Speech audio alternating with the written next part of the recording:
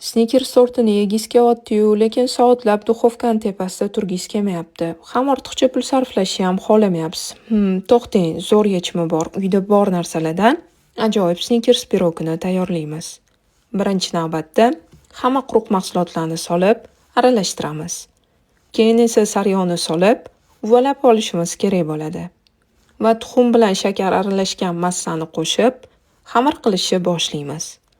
Tayyor xamirni 20 minutga bir chetga olib qo'yamiz. Bu orada nachinkani ham tayyorlab olamiz. Tvorogga tuxum, shakar va smetanani solib aralashtiramiz. Iloji bo'lsa blenderdan foydalaninglar. Bir xil holga kelgandan keyin bir chetga olib turamiz. Endi xamirni formaga yoyib olishimiz kerak bo'ladi. Faqat ozgina chetini bo'rttik qilinglar. Nachinkani solib, oldindan 180 gradusda qizdirilgan duxovkada 35-45 minut davomida tayyorlaymiz. Bundan tashqari ganaj ham tayyorlab olishimiz kerak bo'ladi. Faqat xayol bilan men ganajga qora shokolad sovuraman, lekin sizlar oddiy sutli shokoladdan foydalaninglar va eng asosiy narsa pirog to'liq sovigandan keyingina ustiga ganajni solinglar.